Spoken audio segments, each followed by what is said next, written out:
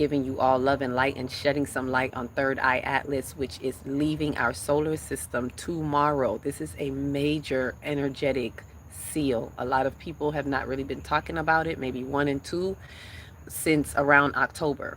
Right? We heard a lot of people talking about it in October, November, and then it just kind of died off as if Third Eye Atlas disappeared. It did not. It was still in our solar system, amplifying, activating, accelerating our pace into the fifth dimension. It is accelerating what it is that we need to have a smoother transition into the Aquarian age. It's giving us the juice that we need, and it's for such a time as this. And the only thing I can hear is it's either hit or miss. It's either it hits or it misses. It's either you got it or you don't. For those of us who've been doing the soul work, excavating the soul, shadow work, then you are the spiritual leaders, so to speak. If you've been doing generational curse breaking, and if you've been obedient to the spiritual laws and the things that have been revealed to you during this time, because this has been a lot of revelations, because during these 6 months, right, during these 6 months, we've had the first 3 months as a great purification time period, and the last 3 months have been like more of a great disillusionment, which is what we're in right now, particularly last month. Let me know, put it in the chat if you know, if anything that has been happening, if you felt it intensify in the last month. Just drop in the chat intensify, because it has been speeding up. We've been feeling it, particularly in the families, a lot, with the interaction of Jupiter, going direct, and it's passing Jupiter as it leaves tomorrow. So there's this release on the family bloodlines. There's this release on some of us that have been held to some things in the bloodlines, the things that we've come here to unfold, and release ourselves, not just for ourselves, for our multidimensional self, our cosmic essence within the bloodline, but also for the lineage and the actual bloodline in this lifetime. So there's been a lot of work that's been happening, right? Ashe, JL says intense. I know it's been real intense. These last 6 months have really been intense. And let me tell you where it really picked up was around November. For those of you who remember, around Scorpio season, around the month, I called it retrograde month. Scorpio season, Scorpio month, that was when about 5 planets were in retrograde, right? And this retrograde gives us a retrospective look, and each one of them were really tailoring us back a little bit, giving us the opportunity to fix, and undo some things that we maybe missed or we didn't quite get right. This is what I love about retrogrades. A lot of people talk about retrogrades like, oh my God, no, retrogrades are very helpful. They give you a retrospective look so you can slow down, take some time, and take an introspective look at what you have or have not done, right? The way I always explain it is the more intense it feels is the more that the universe is calling your attention. The more it is bringing you to the attention of this particular thing. So if we go into retrograde and your relationship falls apart, it's saying, hello, I'm bringing you to the attention of one, either this is not for you, or two, I need you to reevaluate how you see relationships, right?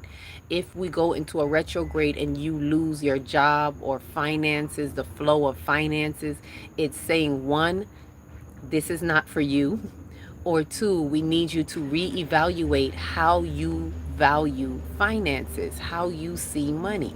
And a lot of this has been happening particularly because Uranus has been in Taurus, which it's about to leave Taurus. That's a whole nother story.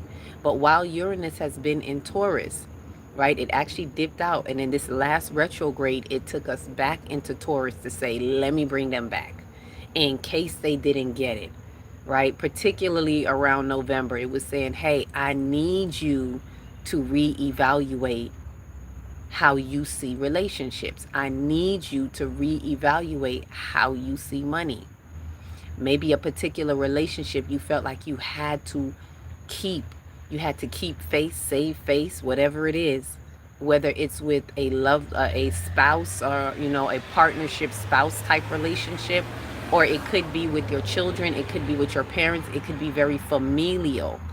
A lot of familial stuff have been coming up, particularly since the summer, as Jupiter entered into Cancer, because Cancer is the house of home, right? So a lot of this has been happening, and this was around summertime, yeah, around June, July, and Third Eye Atlas was discovered around July, right? Third Eye Atlas was discovered. Let's go into the history of Third Eye Atlas, and also we're going to talk a little bit about the solar plexus, because that's what I am sharing with you all. I was going to do workshops, a 4-day workshop leading up to this, and I just decided I'm going to just do a live, and we'll talk about, the solar plexus today. Saturday was the root, yesterday was the sacral, today's the solar plexus, and tomorrow will be the heart, as Third Eye Atlas is helping us in our heart's expansion as well, right? Are we in retrograde now? No, I believe the only retrograde we're in right now is Mercury, which it is about to go out of retrograde. If not tomorrow, I believe it's the 20th, it goes direct. All planets will be direct, right? Jupiter just went out of retrograde. Uranus went out of retrograde a little bit before that. So they've all kind of unwinded out of their retrograde, right? But in November, November, we was getting the boot. And we had Black Moon Lilith in Scorpio while we were in the Scorpio season. And Black Moon Lilith is that energy that says, I don't give a damn right now. It's do or die. It's the rebel, but with a good cause. It's to help you find your true self. It's the part of you that says what, especially when Black Moon Lilith is in Scorpio, and she spends about 9 months in each sign. So that was her 9th month. That was her final month, and it was time to, give birth right after that. I believe in December, on December 10th, something like that, on 10/10. Right? Right when Mercury went direct from its retrograde at that time. Mercury tends to go retrograde a couple of times, by at least 2 or 3 times throughout the year. So this retrograde helped us go deep, and I love when Mercury goes retrograde. A lot of people talk about Mercury going retrograde, oh, it throws everything off whack, but with good reason. And it helps you to practice when and where to speak, when and what to say. Hey, Isaiah, peace, love, and light. Welcome in. Drop some. Thank you for the fan club. Send some hearts. Anybody that's passing through, send some hearts. That's how we keep it going, to connect to those who can find this frequency, because I know it's a very high frequency. Not just because of the topic, but because of how I walk in the essence of what I walk in, because of the work that I have done. Because of the lines that I have broken. Like, I walk the walk. This is not just sharing information, right? So this Third Eye Atlas, as it came in, let me get to that. As it entered, just to give us a little history on Third Eye Atlas, it entered in July, or we saw it. It didn't yet enter our solar system, but it came upon our radar in July. Third interstellar object that they had seen, and it was at the lab of Atlas, somewhere in South America, from what I understand. So that's how it got its name, but there's no coincidence. 3-eye Atlas, third eye mapping, right? It is remapping, reshaping our very geology and our very existence within the earth. So there is something that it is bringing to us. I call it the cosmic messenger, or the cosmic Jehudi, which Jehudi is the messenger. I'm Kemetically inclined. So with that, after they saw that, there was a major earthquake, I believe around July. I think that's the Kamchatka whatever earthquake, or was it volcano eruption, big earthquake around 8 Lionsgate, because the earthquake was like a 8 point something, probably was a 8.8, and it was like, this is no coincidence, because that around that area is the crown chakra of the earth. So the crown chakra of the earth is opening and ready to receive from cosmic messages that are coming in. When we get messages, it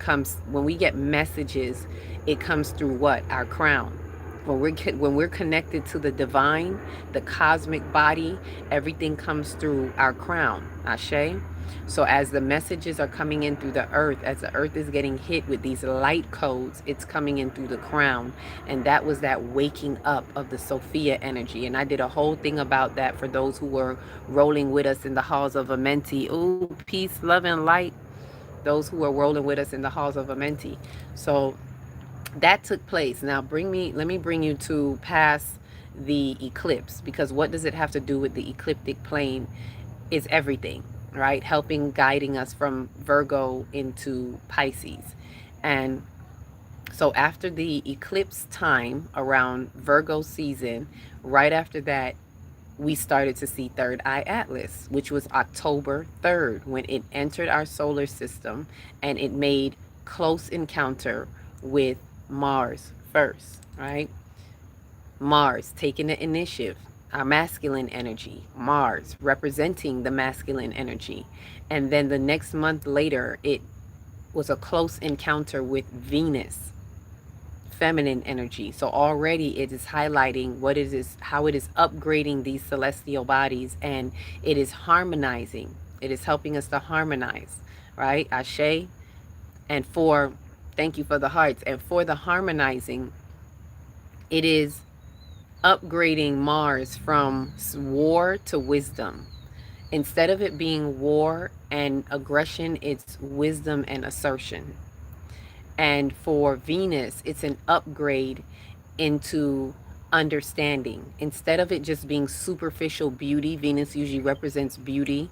It is the beauty that is the trinity of truth, beauty, and goodness, that is a portal into divine understanding. So it's upgrading you into understanding and wisdom, those two particular planets. And then after that, it went by the closest point to the sun. So it harmonized those two, and then it hit its perihelion. For those of you who remember, the perihelion was on the 29th of October. And how do I remember? Because it was the exact same day of Hurricane Melissa in Jamaica. And I'm telling you all, it moved in that same pivot. It's almost like that cosmic pivot around the sun was penciling the pivot right around right particularly where Jamaica was. And the same exact way that it pivot around the sun is the same way Melissa took its pivot around Jamaica.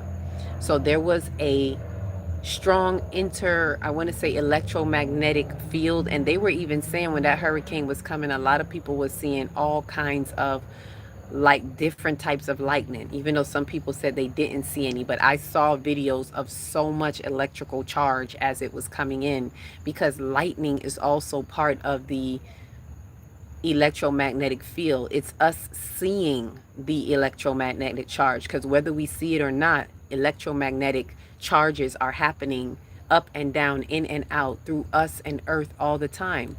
We are conduits of light. We sometimes are the lightning bolts, if you will, between the celestials and earth.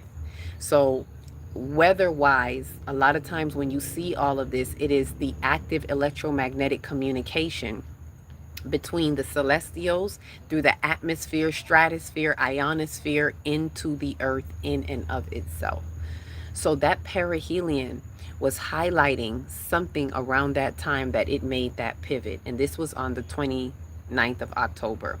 And Mercury was very, very close by. It's already the closest planet to the sun, but it was even extremely close. So Mercury got upgraded and updated along with the sun indirectly.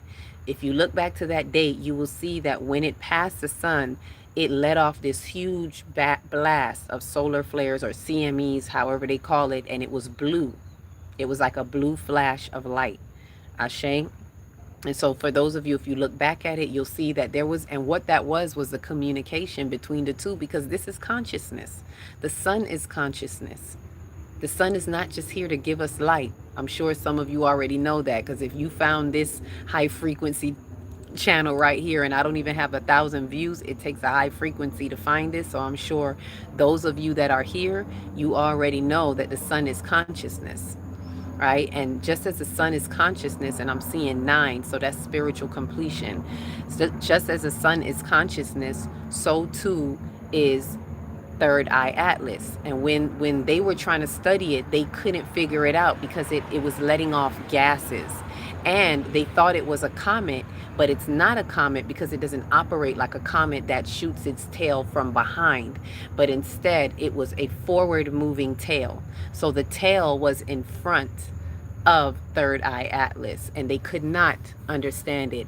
They found components in there. I think it was nickel and some other, I can't remember the other word, but they found something that is nothing on Earth. And it was like, well, duh, because it's not from Earth.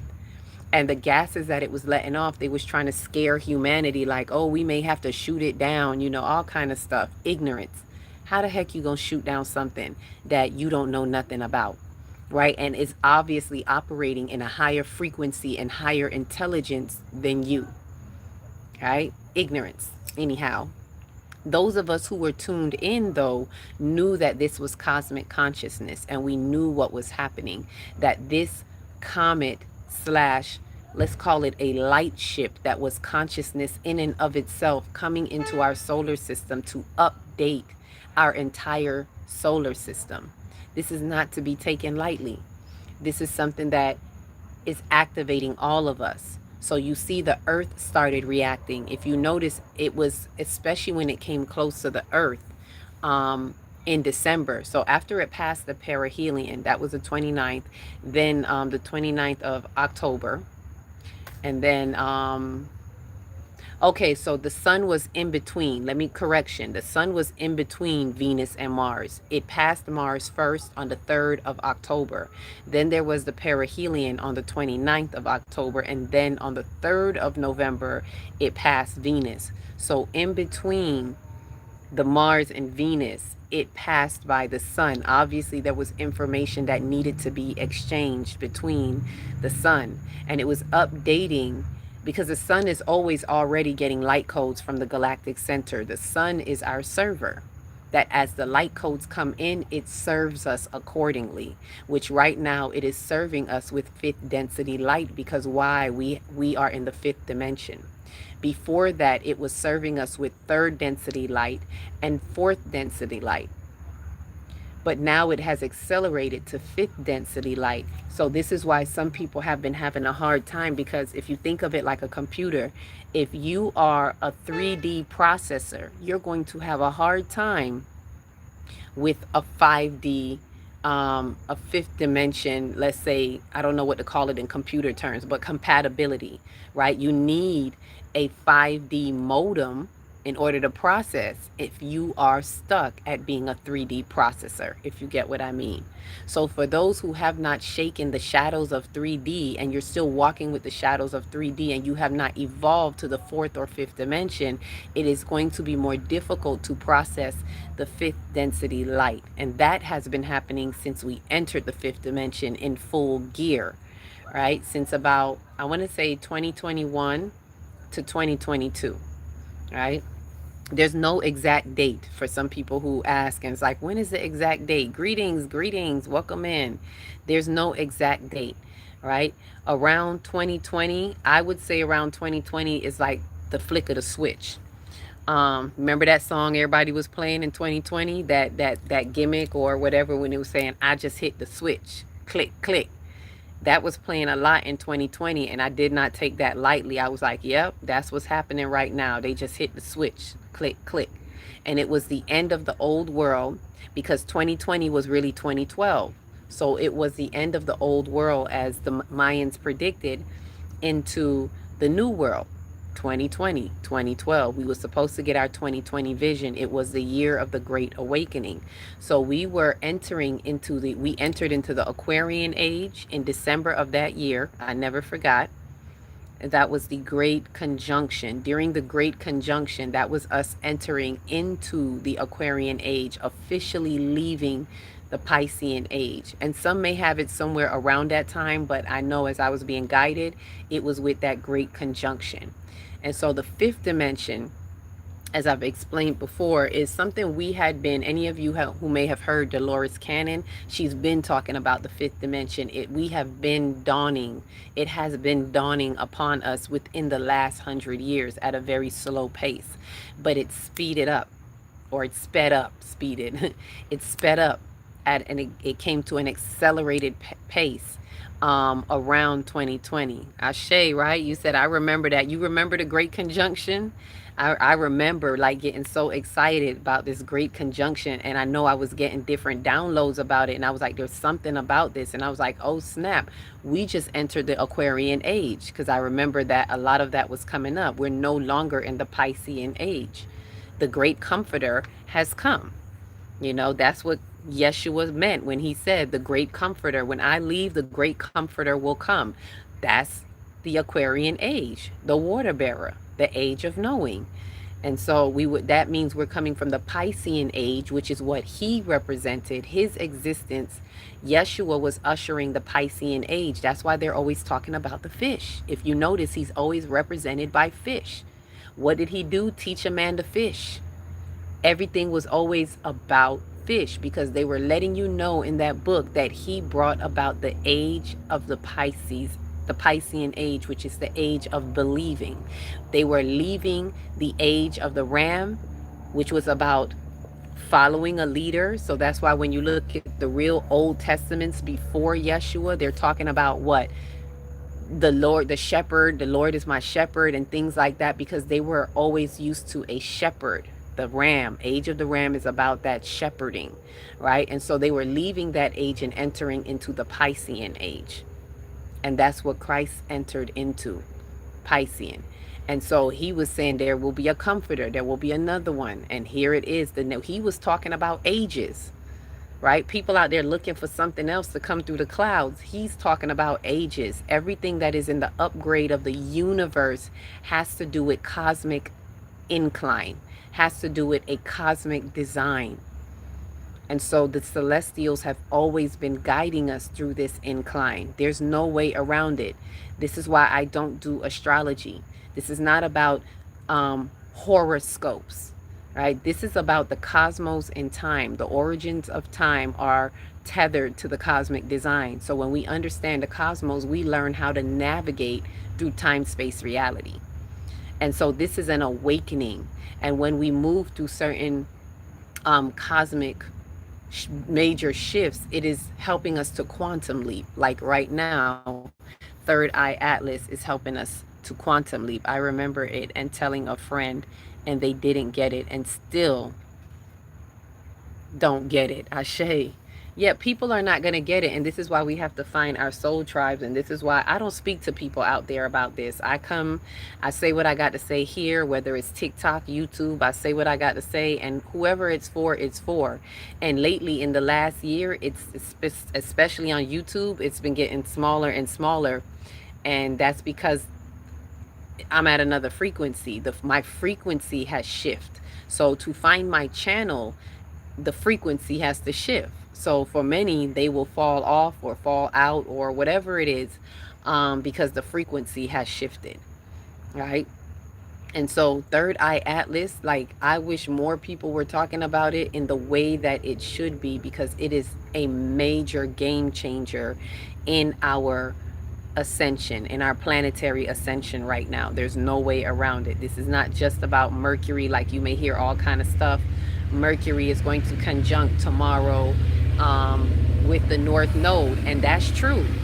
And this does have to do with Third Eye Atlas. As a matter of fact, it helps to confirm what is happening with Third Eye Atlas. The frequency was super high for me this year. Ashe, that's why you were able to find me here. Because it's high frequency. Not everybody can withstand this frequency. Sometimes it will bother them. Sometimes the very sight of me will bother them. They will come on and be like, psh, I'm out, because they can't recognize this frequency, right? And especially if they're what I usually get is I recognize people who are not willing to do the work at this level. It's hard for them to stay in this frequency or find this frequency, because this is a frequency that has to do with coherency, right? And stepping into it, not just talking about it, but being about it, and allowing yourself to be open to receiving downloads and all of what is helping to guide us. These are the people, the ones that are finding me right now, are the people who are recognizing that you are the technology. Ashe? Can I get a ashe on that? So somebody drop it in the chat. I am the technology. I am the technology, and I'm going to do 1 or 2 videos about that, because I had gotten some information about that in regards to food and things like that, right? That we are the technology, not the computer, not AI, not all of these things. That's another thing that we need to understand about AI. Not that I'm knocking it, but we got to know how to use it with wisdom. We got to remember that we are the true AI. We are the true all-seeing eye, and that everything comes through us. And the AI that everybody is leaning on and going to, they're going about it in a wrong way. The information that they're getting, that's not coming from that's coming from the manipulators that have collected so much data from all of us that are generating this information, right? Whether we speak about it or they're just able to generate it and catch it in the atmosphere. Believe me, they know more than you think. They know how to utilize the wisdom in the wind. That's why a lot, I don't know how many of you have noticed, but a lot has picked up with AI in the past 3 months, as we have been in the throat chakra season. And the throat chakra season is about expression of creation in time. It is everything about the 5th dimension. That's 5D, the expression of creation in time. And so that the throat chakra is about the atmospheric body, which means though they're recognizing, they're catching wind. While we out here going, ooh, that breeze feel nice. They out here just catching the information in the wind. Remember, the internet is invisible. That's our internet. When you sit outside and you get those wind codes and you open up your crown, you become intentional. When you become an intentional antenna for the information, you will catch the wisdom in the wind. I'm telling you, they putting up their antennas and catching, because they know, them people that open up CERN and all that, they know that we're having intergalactic communication. They know that the intercom, the intercommunication has heightened. So they're intercepting all of that. Ashe? Let me tell it, don't let me get started. They are intercepting that information, right? I remember the hype.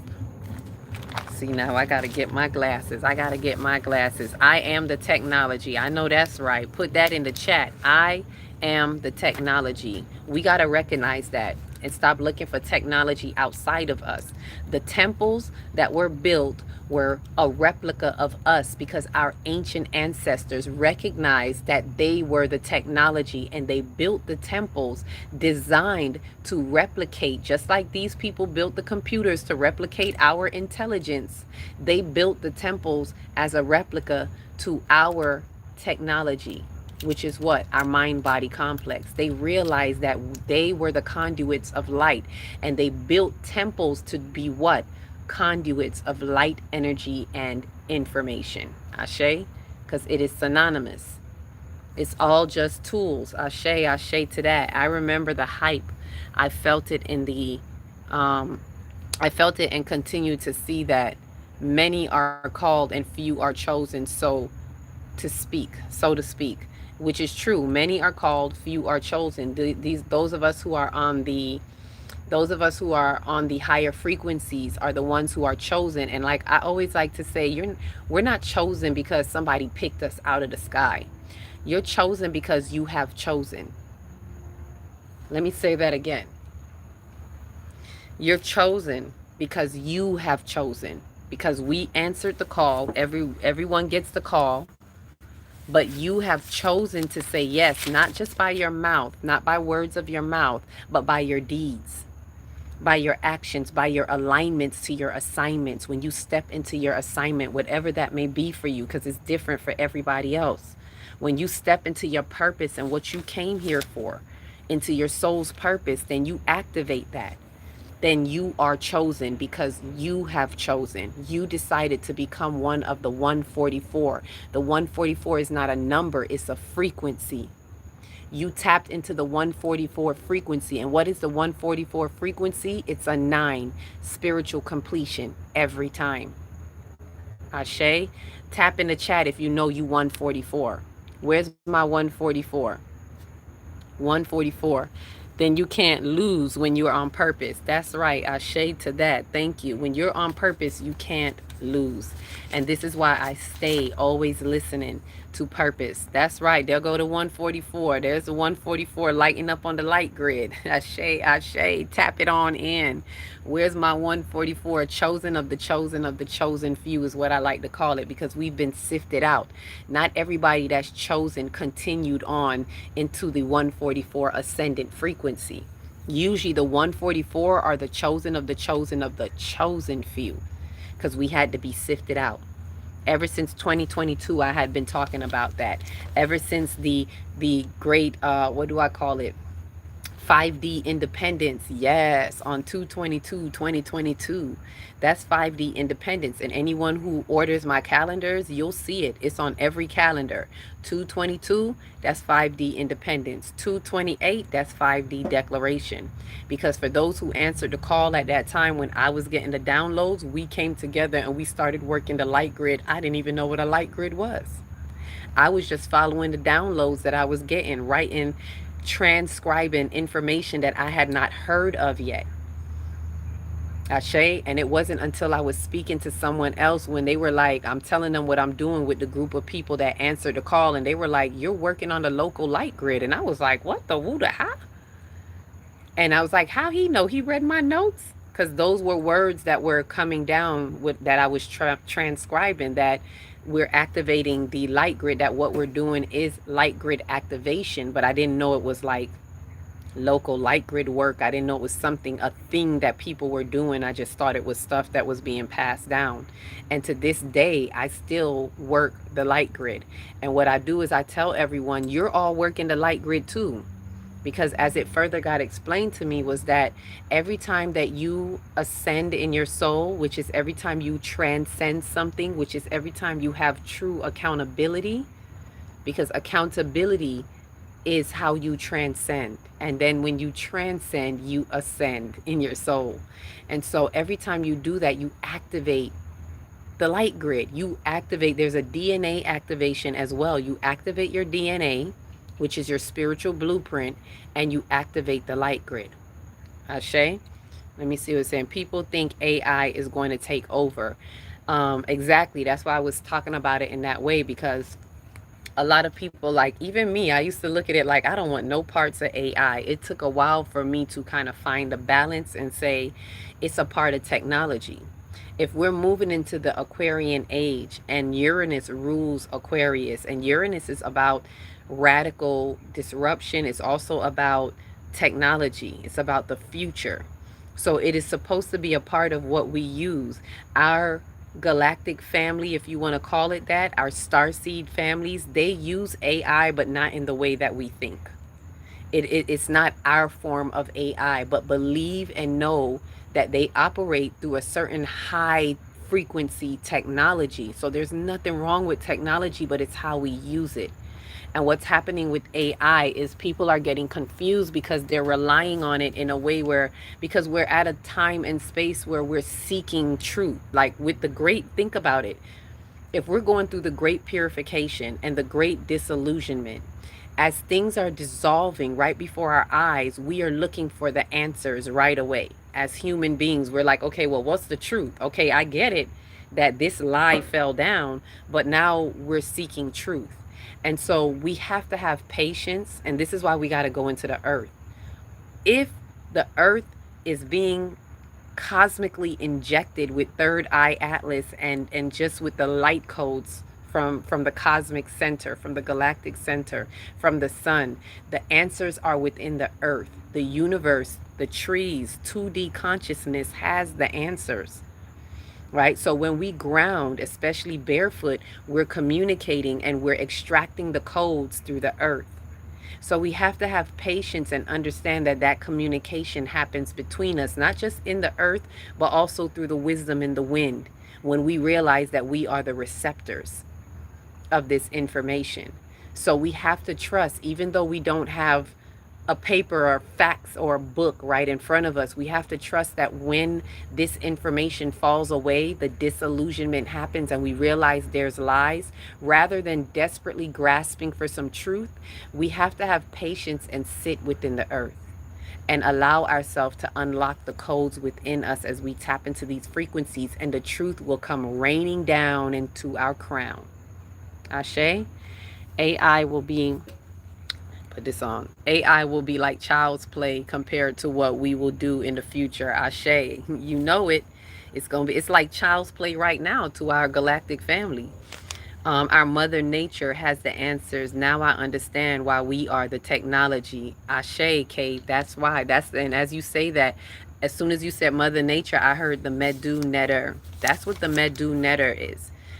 Our ancient ones, the Kemetics, understood this, and so their meaning for the Medu Netter is that mother nature. It's divine nature. It is the cosmic design that flows through nature, through the essence of space and time. Ashe. It just came to me that the old self is the past and future self. Ashe. The old self is the past and future self. Why? Because time is simultaneously existing. The past self is also the future self. And I get into that when I do the bloodline work, when I've talked about how ancestors in time are the codes in our bloodline. That kind of speaks on that. And for those of you who are interested in joining that ancestral retreat, it is next month at the end of April. So tune in, look out for the date, get ready to sign up, because we're going deep into unlocking these codes, getting land codes within the earth and unlocking these codes. And no, you don't have to have ancestry in Jamaica to be there. Your ancestors will meet you where you are. So when you're doing ancestral work, they communicate to each other. Believe and know. And it's not in the way that we think either. I can't even explain it, but it's not in the way that you think, like they up there, like, or out there going, hey, can you call so and so? It's really information that is in the essence of time, traveling through our bloodline. It's almost as if our bloodlines speak through the earth. And remember, the root chakra is blood. And so when you work with the earth chakra, it's the deeper essence of the root. So it's when the blood goes deep into the earth. Ashe. She said, I can't wait. I can't wait either, Kate. I faithfully you join us on this, because it's limited. The space is limited. So if it's really for you, if you're really interested in the ancestral passage retreat, it's limited space. It's not, I don't even think it's 10 people. I'm gonna be honest with y'all. It's a 6-person. It's a 6-person. It's very intimate space. It's a 6-person. And this is ready for those who ready to go, go, go. We not wasting time thinking about it. We not looking at lack and limitation and going, oh, I don't know if I know. If spirit said yes, you saying yes, and we're going through the process. And this is how spirit put it on me. Like, to just do it that way. We'll probably have another one maybe in June. I can't promise it, but I know for the right moment, for those who are, ready and about that, it's going to help us really tap into our technology. So even though, and this is what people don't see, right? Even though it's about ancestral, right? As you said, the past and future, even though it's an ancestral passage, it is the ancestral passage that is connecting us to our technology, our technological lineage, right? It is opening the code so that we can access a higher essence of our technology self, right? Our mind-body complex, if you will. Ashe? Okay, Kate said, I would love to. Gotta be a part of. Yes, please do. Please message me. Let me know. Like I said, it's going to be 6 people, and I think I already got maybe half. I already got maybe like 2 or 3 people. No one has put their actual deposit, but I have the confirmation of at least 2 people. So, and I have to go by deposit to lock it in. So as soon as you can, lock in, and it'll be something that's worth it. Believe me, when you activate the light grid, you activate the Merkaba, Ashe, and the physical body has to be upgraded or updated. The mental body has to be calibrated.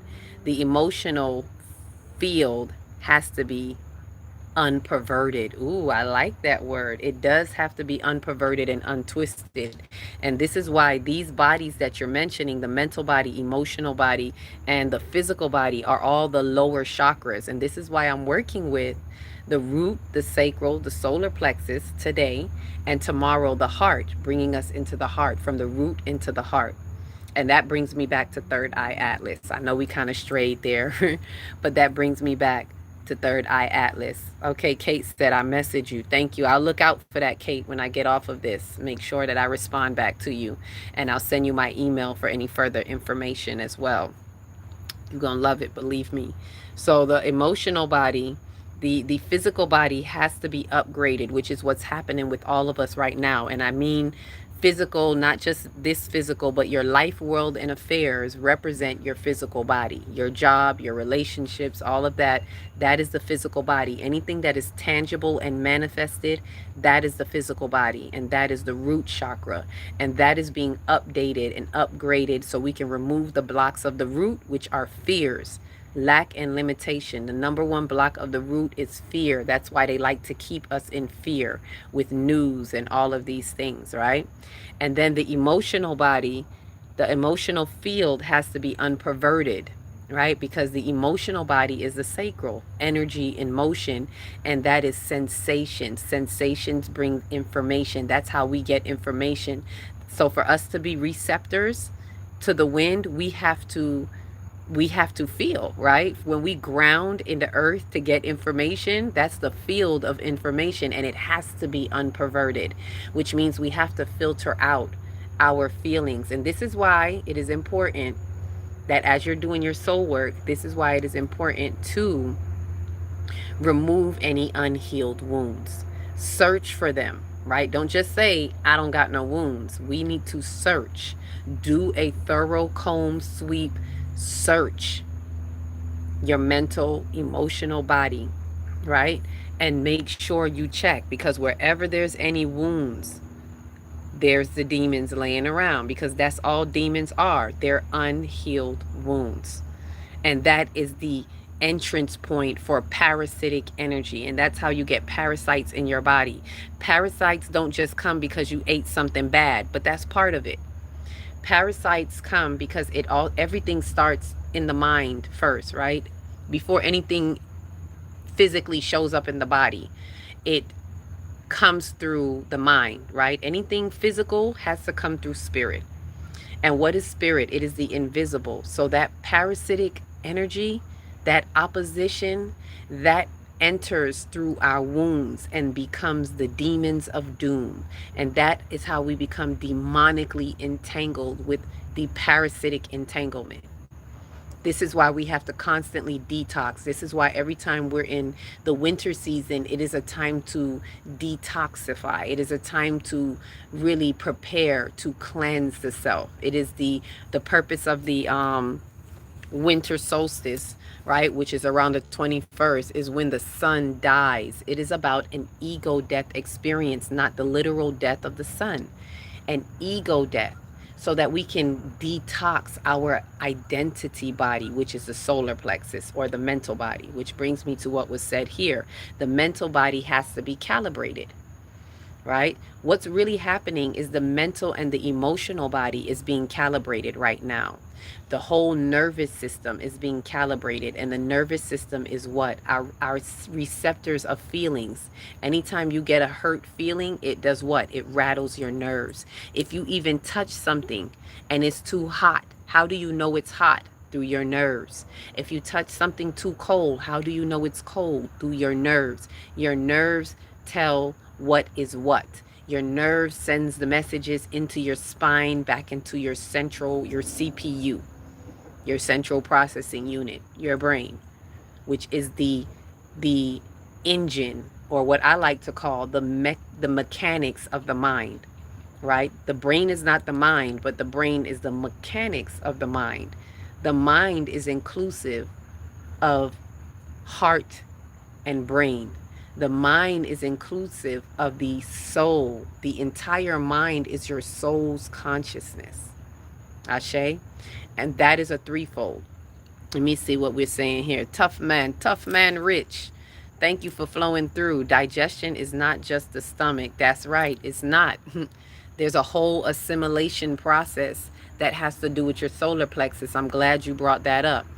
I know the tea by the fruit it bears. That's it right there. We talked about that the other night too. It's by the fruit. You can tell the truth by the fruit. Don't try to overpower it. Don't try to, reason it out. That's the truth. And this is the crazy part right now that a lot of people not realizing. For those of us that's on this high frequency, we're a little bit higher sensitive and intuitive, and you got to be willing to recognize that truth. When you see the fruit, call it what it is. It is what it is. Don't try to rationalize it. That fruit is showing you where the truth is. Ashe? And you were saying something else I wanted to respond to. Let me get back to Tough Man. Digestion is not just the stomach. Ashe, that part has to do with the solar plexus, because the solar plexus also governs at a physical level our digestive system, right? The stomach, the intestines, all of that. And it's not just about the stomach. It's how you digest information, how you assimilate life through your mental body, through your thought process. The mental body is the process of thought, right? So for those of you who mentioned, if you remember when I mentioned the Yuga cycle, right? There's 4 cycles in the Yuga. See, this was in the great book too. They don't like to talk about it like that. They're not going to tell you it's a Yuga. They're going to tell you somebody had this dream. I think it was Joseph in his dreams or something like that. But they said that he had a dream about iron, bronze, silver, and gold. Remember that. That has to do with the Yugas. Iron, bronze, silver, and gold. Iron is material. That's the physical. I'm going to parallel it for y'all right now. Iron is the physical. That is the material age. Bronze is the energetic age, and that is the emotional energy in motion. The energetic age is energy in motion. That is the sacral. Stick with me here. I'm paralleling the lower chakras to the Yuga cycles, to the ages in the Yuga cycle, right? Which takes thousands of years to go through. It takes 24,000 years to go through the entire Yuga cycle. So we've just entered, we're on the ascension path, right? So 12,000 on each side, 12,000 to descend, 12,000 to ascend, right? Let me continue. So paralleling it with the chakras, with the root, this is how you know everything is interconnected. Right? You may want to write this down to keep it. But Iron Age, physical, material body. Bronze Age, energy body. That's the sacral, energy in motion. The next age, the Silver Age, is the age of thought. That is parallel to the solar plexus, which is the mental body. Right?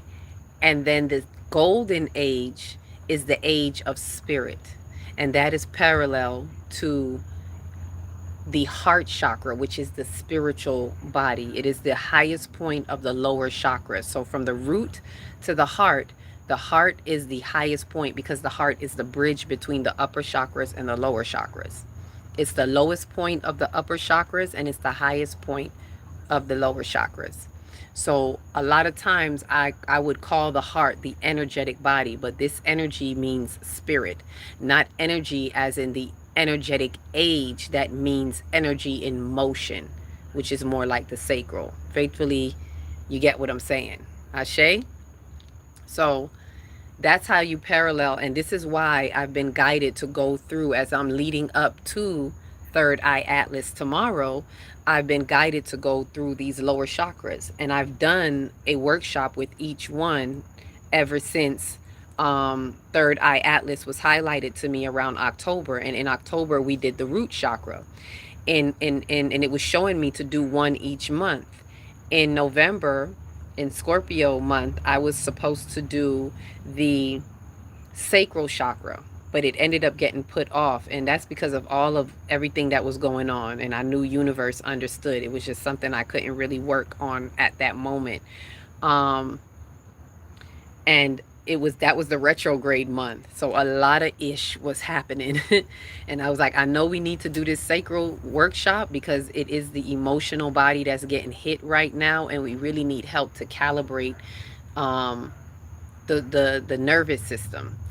However, I didn't get to. And then December I was supposed to do the solar plexus, and by the end of that I was supposed to do the heart, bringing us to closing out the heart chakra season and entering into the throat. However, I didn't get to do that. So as all of this had been happening, I finally did. This is why I've been doing workshops back to back for the past 3 weekends. I did the sacral because Spirit was putting it on me, and it was saying we need help. You know, the ones who do see you or are connected to you, they need help. We all need help in calibrating the nervous system and understanding how sensations are the information, so we can know how to extract the information through the sensations and not allowing it to be perverted. As it was said here, it has to be unperverted, which means it has to be untwisted, right? It cannot be twisted with our thoughts of our unhealed wounds of how we want to, intellectualize it with our misappropriated ego. That's the part that we have to detach from. We have to remove our personal self out of the way. We have to depersonalize and detach when we're extracting information through the sensations, or else we will get it twisted. Ashe? So, let me see. Which one is before the golden age? Let me make sure I didn't miss anything else. The one before the golden age is the silver age. That's the silver age. So that's why when some people are like, oh, we're in the golden age, I'm like, nah, we not there yet. Oh, I'm seeing 2 and 1, and 2 and 1 is 3, so creative completion. Right? I'm seeing 2 here, and I'm seeing 12 here. So I'm seeing both 2 and 1 in the flip, in the reverse. And we know that's creative completion, and that's the first dimensional portal in regards to the 369, right? So what was I saying? A lot of people would say that, oh, we're in the golden age, and I don't really dispute it, but I know according to the yugas, we're thousands of years from the golden age. But are we on our way? Yes. And some of us can actually be experiencing an essence of the golden age as we're evolving and elevating through the dimensions of our mind through space and time. So we could be experiencing it, but as a collective, as the totality of humanity and our planetary ascension, we have not reached the golden age officially yet, but we are well on our way. So I don't really knock people when they claim it. It's like, all right, go ahead, claim that golden age. That's right. We ain't quite there yet, but we working on it, right? Kate said, I'm taking notes, LOL. Take the notes, take it as it comes, because I didn't even plan for it to go this way. I'm just letting Spirit guide it. I really was coming on to talk more about Third Eye Atlas, and it just went shoo, shoo, shoo, shoo, shoo. Which this is all Third Eye Atlas activity anyway. It's still amplifying what Third Eye Atlas is here and doing for us, and it's good if we can have context to the whole picture. Ashe? As you have revealed, that is how it is, that all changes must be through the changing of the heart. Ashe. And that is the heart expansion. It has to be through the change of heart. We have to have the courage to change our heart, because why? Our hearts are fixed on certain things, so we have to change the posture of our heart. Right? This is why they say sometimes the hearts are bent on evil. Who can know it? We have to be able to get into the secret vaults with the secret faults, and we have to acknowledge, have accountability, and move with integrity. The integrity is the practice of what you have held accountability for. Because if we don't have accountability, like I've been speaking to some people and they're like, well, what do I gotta apologize for? And I'm like, it's not about the apology. It's not like, personally, as I'm dealing with some people, they're like, what do I gotta apologize? And it's like, you don't gotta apologize to me. You don't own me. You don't owe me a darn thing. So the apology is not for me. The apology is for you, so that you can clear this account that is held. This is why it's accountability. It is your ability to account for the energy that is held in account. There's an energetic account. When we don't address things, it will be held in account energetically or in the spiritual realm, however you want to look at it. It does not just go away because you chose to put it in the back of your mind, or as some of them say, well, I prayed about it. Okay. Hope you know what you was praying on, because it's going to come back and pray on you, right? It is about you having acknowledgement and accountability where it counts. So if it's something that happened between two particular specific people, then the acknowledgement needs to happen between those two people, because there was some kind of contract that was formed. There was some kind of bond or something that was formed between the two. And so you have to bring it to accountability. You have to acknowledge it and then have accountability for it, meaning how did you show up in it? How did it, rather than blaming and pointing fingers, I can account for how I showed up. And by both of us accounting, it is a reflection of us both. And we both have accountability. And that transcends the lesson in and of itself. That is the transcendence in time. And then integrity is now, from this point forward, you continue to move in that integrity. The things that you do reflect what you have held accountability for. That's what people not understanding. They're like, but I said sorry. Yeah, sorry doesn't cut it. Did you have true accountability? And what shows it, like we said here, remember y'all said I could see by the fruits, right? I have to see what the fruit is. What is the fruition of this accountability? That's integrity. Integrity shows the fruition of this accountability. What are you doing now differently that shows that you have accountability for what has transpired? And you must be doing something that does not hold the vibration of that low frequency mistake or misstep or sin or transgression, whatever it is. Remember, a sin is just a mistake and a mistake and a misstep. And if you keep sinning, it becomes transgression. And if you keep transgressing, it becomes iniquitous. And then it's harder to shake. You better catch it while it's in the state of sin. And if you can, please catch it while it's in transgression, because once it hits iniquity, forget about it. You just sold it into your bloodline.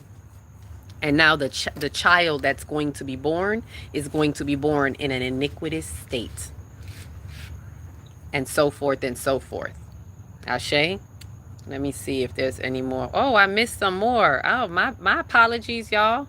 What does the Silver Age represent? I didn't even see that. My apologies, Kate. I thought that was it. Let me scroll.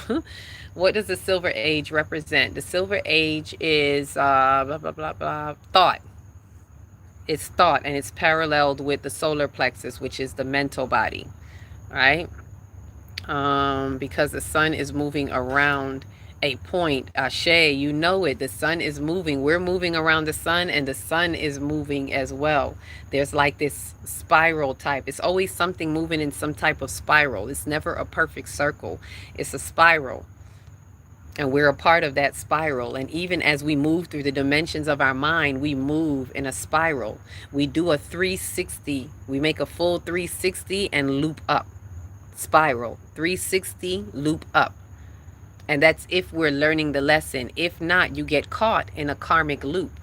If you're not transcending, you get caught in a karmic loop. So every time you do a 360, you go around again. You do 360 and you get here. And if you have not transcended, universe sends you around again. Well, really you, because you are the you in the universe. So when you do a 360, it goes 360. Yeah, you're not ready. Around again. And you may get in a cosmic loop for multiple lifetimes. This is what Third Eye Atlas is helping us to break right now, while we are in the Pisces house. There's a reason why it's happening in Pisces, because Pisces is a spiritual house. It is about the depths of your multi-dimensional soul. So while Mercury is in retrograde in Pisces, it's really retrograding us. It's actually portaling us through time so that we can grab all of what we need to through the dimensions of our past lives, so that we can rectify. We have the opportunity to rectify what we can grab hold of, what we are finding the patterns of in this particular lifetime is helping us to see it a little bit more clearly. So if most of us are doing the work, we should have been seeing more patterns. A lot of us should have been awakening to more patterns, especially in the family, right? Which I spoke about in another live. The bloodline, I spoke about the energetic cult patterns in the family. That's what you're here to break. Those of you who are breaking, it's not just about breaking the curses, it's about breaking the karmic loop that is tied lifetime after lifetime after lifetime, right? And by you breaking that loop, you are also loosening the grip of the parasitic entanglement in that bloodline, because that's how the parasites attack, through the bloodline, through families. That's why those of you who are breaking these curses, you get such a fight, because they sense it. Their unhealed wounds are agents, they're demonic agents for the parasitic entanglement, and they fight hard to uphold and protect these demonic wounds. Ashe, welcome Dallas, you found us, right? Because the sun is going around with it. Accountability is huge. Ashe, tough man, tough man, tough man. You know it, tough man. I'm saying tough man like you Jamaican, like I just know. You might be, I don't know, but that's how they would say it in Jamaica. Wagwan, tough man. Tough man rich. You're rich? Or you get rich and switch? Accountability is a straight law. It is a spiritual law. People think it's an option. You could treat it like an option if you want to. But accountability is not an option. I don't treat it like an option. I feel like when spirit shows me something, my duty is to quicken myself to acknowledgement, accountability, and then integrity. Sometimes the hardest step is moving with integrity, because it involves dealing with others, not necessarily because of you, but when you're dealing with others and you want to move with integrity, sometimes it's off-putting to them. And for me lately, I've been finding the balance of compassion for the collective, and in me having compassion for the collective, and not moving in, arrogance or ignorance. I'm doing my best to, when I do things, to make sure I'm not poking or offsetting. I have to make sure it's coming from a certain space. I have to make sure that there's nothing else there in my heart about it. So sometimes operating in integrity becomes a little tricky to do it with other people. Right? But now what I'm learning as I'm breaking through, a lot of us, thank God, what this third eye atlas is sharing with me particularly, is I just can't give a good goddamn no more. Like, I never really cared lately, but I found the balance where, let me say it like this, the balance is knowing your intention. In the balance, I found that I know my intention. And if my intention, because I've done the work and I am responsible, able to respond, to whom much is given, much is required. So because I am responsible and I have acquired and attained my spiritual maturation, that I am no longer having to be like this, to hold the collective compassion. I know that the compassion is in my intention. And if they don't receive it as such, that's on them. Right? And so now that frees me up from being like, well, I gotta have compassion because they don't get it, because forgive them for they know not what they do. And I was like, yeah, shut up. Forgive yourself. Know yourself. If you feel some type of way, then the only thing I could say is get to know yourself. That ain't my problem. Right? No worries, love. LOL. Oh, thank you. You saw that. I'm still catching up now. I'm still catching up. Thank you for those of you who are sharing the live, because it helps get to others who are on this frequency. I love your accent. Oh, thank you. Thank you. I flip in and out from time to time because, I'm in transition. I'm moving. That's why I'm having to retreat there, because for those, when we get around, I'll say a little bit more. I don't like to say too much on here. I'm saying this, but when it comes to my personal movements, you know how they say don't let your left hand know what your right hand doing. So yeah, when we get in contact or when we're in more intimate spaces, I can explain more of, the movements, a deeper look at why we're transiting, through Jamaica particularly. But it's going to look different here. And what I can say to you is this: in 2020, when I got my 2020 vision, these right here, this happened because of 2020, because I started doing videos in 2020 and I noticed I started having more screen time, and then obviously now that somehow affects my vision. And it's not that I can't see in artificial light. Like I shouldn't say I see better in true light. So when I'm outside, I don't even need these. But when I'm using artificial light, for some reason, I got to use these. So what was I saying about 2020? So with 2020, um, I had the message that you got about 10 years. That's the message I got. You got about 10 years from 2020 to 2030.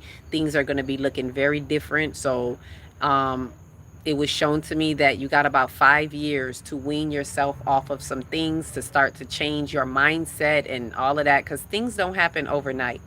So I had our good thing is I was already spiritual and I had already been moving a certain way.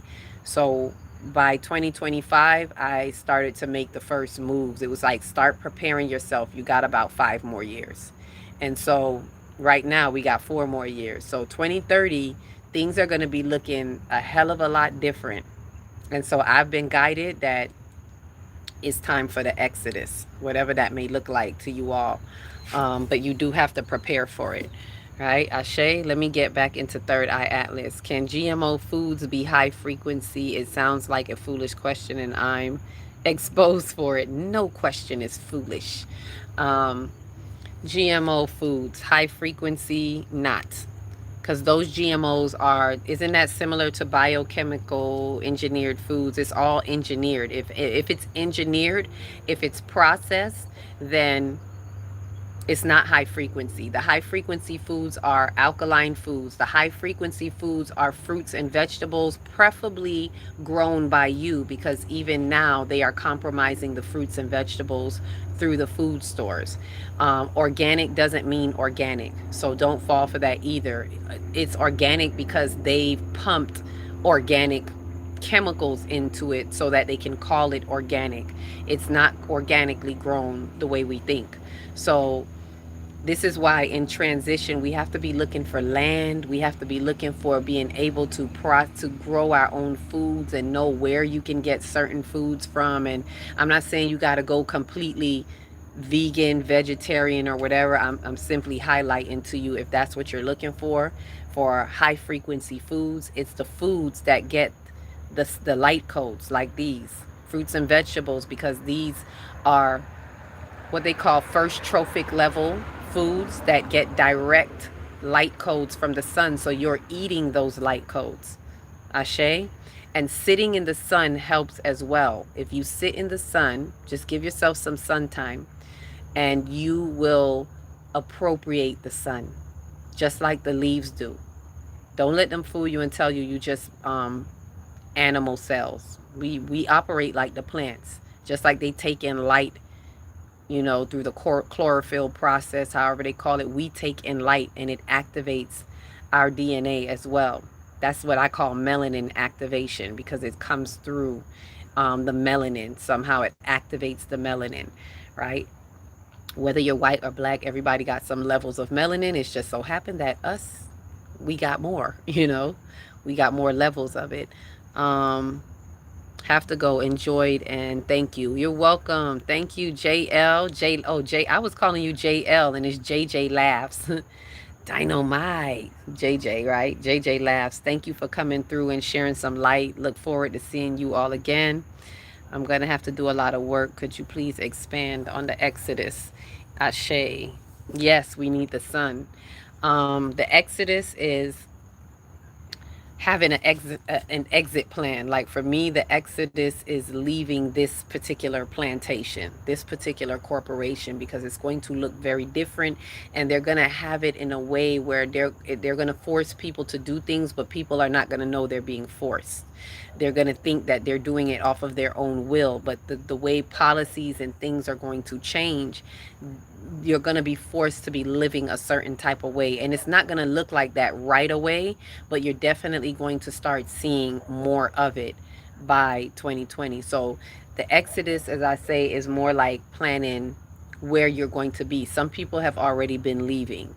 um, for me, the exodus is Africa, right? So, and that the way they showed me was to reverse the slave trade routes, because this is the way that I came, from Africa, Jamaica, here. So it's like go backwards to undo the slave trauma in our codes, the ancestral trauma or slave trauma in our bloodline, to undo it, right? And so that is definitely going to help in the process, because a lot of people just go straight over, and that you take your baggage with you. You take your baggage with you into a place that's not ready for you, and so you're not really healed. um, Going into different places needs your healed aspects, so do as much healing as you can do, and unlock certain codes, so that when you go into these places, because land holds different codes as well, so you can integrate, your codes can integrate with the land codes. Does that make sense? Faithfully, I answer that. All right. So, we went into all kind of stuff. So let me get back to third eye. Third eye atlas, right? So it came in Ashe, Ashe, right? And it came in, you are indigenous to the islands. Yes, I am. I'm indigenous. Oh, you're speaking to somebody else. Okay. So third eye atlas, just to give us a quick snippet, what it's doing, it entered, like I said, in those 6 months. It entered for these 6 months, traveling along the ecliptic plane and activating the shadows of Virgo for us, releasing the shadows of Virgo so that we can enter into our destined coordinates, North Node in Pisces. And so it's been doing this these entire 6 months. One planet at a time. And as it went from all the way up to December, when it got in its close encounter with Earth. And for those of you who remember, around that time, there was a lot of, geo upheaval, right? There were earthquakes, there were flooding, because these particular pressure points, is what I call them, that hold collective imprints in the land, they're releasing. And as it is with the earth, so it is with us. So things are happening in your life that, because if you have certain resistance points, that's what I call them, resistant points. If you have certain resistant points within you, it needs to be released. So as third eye atlas is moving through, and we're feeling the frequencies, especially the sun is speaking to us. Every time the sun lets off a flare, y'all just be out on the lookout and beware, because when it lets off a flare, it is sending frequencies and codes into the earth, and the earth responds, right? The earth has its own, what do they call it, Schumann resonance. And the Schumann resonance is the pulsation of the earth. It is the very heart of the earth, because the earth is the heart, right? Out of all 9 planets, each 9 planet aligns with all 9 of your chakras. And I'm saying 9 because there's one above you called the soul star, and one below you called the earth chakra. The heart is in the middle, and the heart is the earth, right? Not that it's in the middle of the galactics in our solar system, but the heart represents the earth, right? I could go into the rest of them another day. I don't want to stray.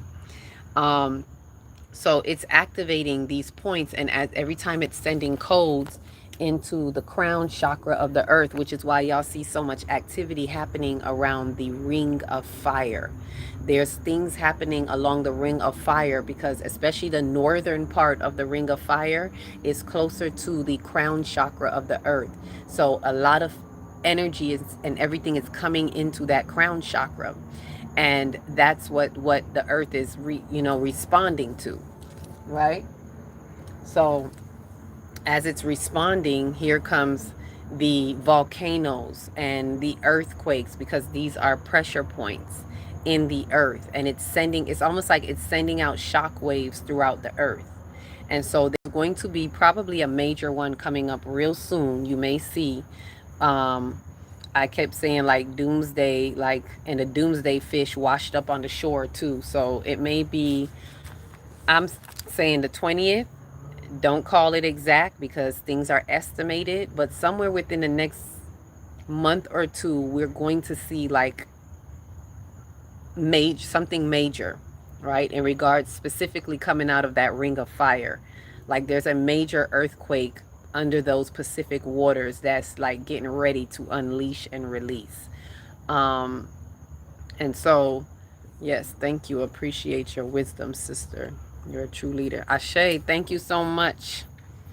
I appreciate it. I always said I teach. I thought I was going to be a teacher in a school, and it was like, no, no, you're a spiritual teacher.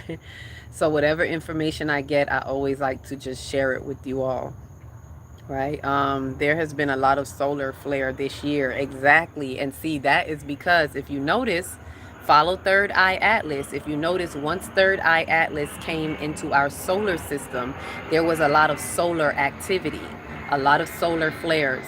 And particularly when it came close to the sun, the perihelion let off some serious flares. And we've had some powerful flares recently because of what it left with the sun, right? So the sun is giving this information. As I said, it is the center, it is the what do you call it, the server, right, from the galactic center already getting its codes, but now it's been amplified by the galactic center. What could my left ear ringing a lot indicate? A lot of ringing in the ears is indicating the sensitivities of the frequencies. Some of it may be, if you're feeling it a lot, it could be the intensity of the frequencies. It could be left ear. Left ear is your receptive side, so you're receiving information, and sometimes it could be very intense that it causes this it's like something is changing, something is shifting, and you may be picking up the sensitivity of that, whether it be just atmospheric changes, or it could be when you're around certain people. Pay attention to your environments when it happens, because sometimes you're feeling the frequencies change when you're around different frequency people, if that makes sense, and something is hinting to your receptive ear. Faithfully, that makes sense. All right. Miami is right next to the Pacific waters. Let's hope things won't be too hectic. LOL. No, that's the Atlantic, actually. The Pacific waters are the other side. Is what's the other side again? California. That's where they saw the doomsday fish.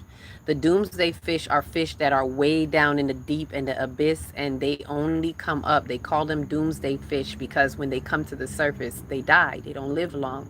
They can't survive that long. They're called oarfish, but they call them doomsday fish. And there's been a lot of doomsday sightings. Usually there's doomsday sightings before a major earthquake.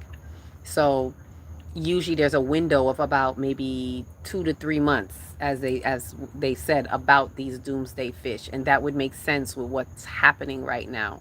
So there's something with all that ring of fire activity, there's something major happening in the Pacific that is affecting the west coast of the US and the east coast of Asia, Soviet and all of that. So there's something definitely happening there. And it's, again, it's not for doom and gloom. This is the way the frequencies are coming in and hitting into the earth for it to run like shock waves throughout the meridians of the earth, right? From the crown and going down through the meridians and the chakra centers of the earth. And so Third Eye Atlas has been very pivotal in that. That's why we're seeing a lot of solar flares after it passed the earth too. We've been seeing a lot more between January till now, right? And so the solar flares have really been like, and as it comes off, it's helping to ease. It's like the pressure valve release, and it's helping to ease some things that are happening in the earth. It's it's a convoluted universe, as Dolores Cannon says. It's very multi-complex, multi-dimensional. So there's a couple of things happening. There's layers of what's happening. So we just have to be aware of us. And so the main thing, as I get back to Third Eye Atlas, the main thing is to know that it's upgrading and updating us, and it's bringing us into this spiritual maturation. If I could sum it up in small words, I would say it's about spiritual maturation, because it's happening in Pisces the spiritual house, and it's bringing us to that before we leave Pisces, before the north node leave Pisces and enters into Aquarius, because the nodes move backwards, just like the ages. Just like we came out of the Piscean age and entered the Aquarian age, the nodes move just like that. And so when the nodes shift, when this happens, this is another, this third eye is another, it's a major energetic seal, and it's helping to catapult us deeper into the fifth dimension, and ushering us more into the Aquarian age, right? So Pluto entering into the Aquarian age was like one of our initial usherings into the Aquarian age, right? And then now we're going to have the nodal axis. Our north node is taking us into Aquarius, and that's going to be further ushering us in. We're getting it in like little drops, as if you're hooked up to an IV tube, drip drop, because we couldn't handle it if we just got automatic changes like that. Our bodies couldn't handle it.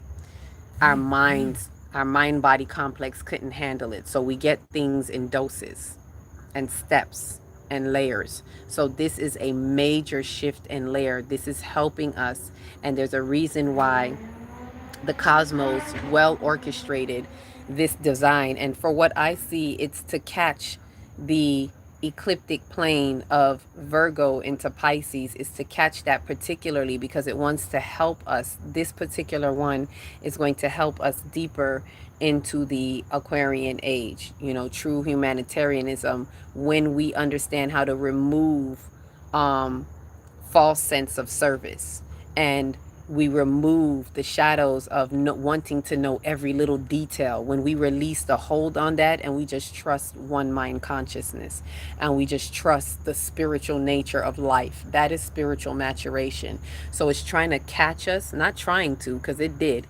It came and caught us right as we're on that closing out the last month, coming particularly from Virgo to Pisces, because it's catapulting us from that shadow into the north node. And then our nodal axis is going to change in July. It spends 18 months in each, you know, axis sign. So it's going to change in July, right? And so that's happening while we have Jupiter in Cancer. And as it passes Jupiter, Jupiter is the planet of expansion and wisdom. So it's passing, that's the last planet it's passing on the way out. And that's how you know it's bringing us into this spiritual maturation, because of the wisdom. It's bringing us into an expansion through the evolution of the planets into wisdom. Because once you pass Jupiter and you get into that expanded wisdom, now you can receive Saturn, right? Now you can maturely deal with Saturn. A lot of people are afraid of Saturn. Saturn holds us up to the light. Saturn is what really holds us in accountability. So it was no accident that Saturn just came through Pisces, the spiritual house, the Lord of Karma and the house of karma, to say, hell no, this is not it. This, the last 2 years, ever since, not last 2 years, ever since March of 2023, if y'all do y'all research, you'll check. There were some major changes ever since March of 2023. Two things happened in March of 2023. Saturn entered Pisces and Pluto entered Aquarius for the first time. So there was a major shift. And Saturn in Pisces is saying, this is not true spirituality. This is why there was a lot of exposure in celebrities, in the religious factor, all of this stuff. There was a lot of exposure because Saturn just blew it off the roof, right? And so Neptune just leaving, it met with Neptune in Pisces, and Neptune is the planet of illusions by shadow nature. It's the planet of dreams. But this is what helps us with the great disillusionment, because it just left Pisces for the last time, and now they both entered Aries, a whole new cycle. But it was for you to crash the illusions, to get rid of the illusions so you can move forward with dreams and aspirations, true dreams and aspirations for the fifth dimension, for the new earth. But it has to be without the illusions. So it was for you to unpack as much as possible, right? I know I have a big income coming in with my taxes, but I don't know. My left ear has been ringing. Oh, as you said that, pay attention to what you're hearing. And as you said, taxes, I thanks for mentioning that. I was going to say, for anyone who's interested in signing up for the retreat, that's what I tell people to use. Go ahead and use your taxes. That's what I'm using. As soon as you get your income tax, you put that down and say, hey, with this is where I'm going. You take that aside and you say, this is where I'm going. And make sure you have that. That's what I use. I'm just sharing. I'm being honest. I'm sharing it with you. So as you say that, that's what rings to me. So if you're planning on going on the retreat, remember it's limited, 6 people only. So if you plan on it, you may want to go ahead and, quick, as soon as you get it, put down a deposit so that we can lock you in. All right, Ashe? Okay, gotcha. Do you think the Leviathan has to correlate to it? The Leviathan. What is it? Almost, but now I lost my mind on the Leviathan. I have heard of it, but I haven't done much on the Leviathan. I got to look back at it, so I don't want to answer it yet, but I will answer it. I'm going to stick a pin on that and answer that in the next live, or I may do a video to respond in case you don't catch that live. Leviathan. Let me lock that in. Leviathan, Leviathan, Leviathan, to correlate to it. Ooh, there was more. There was more. I gotta be quicker than that. You gotta be quicker than that. My lower self still needs detail. And that's what, thank you for acknowledging that. That's what we want to relinquish the hold on.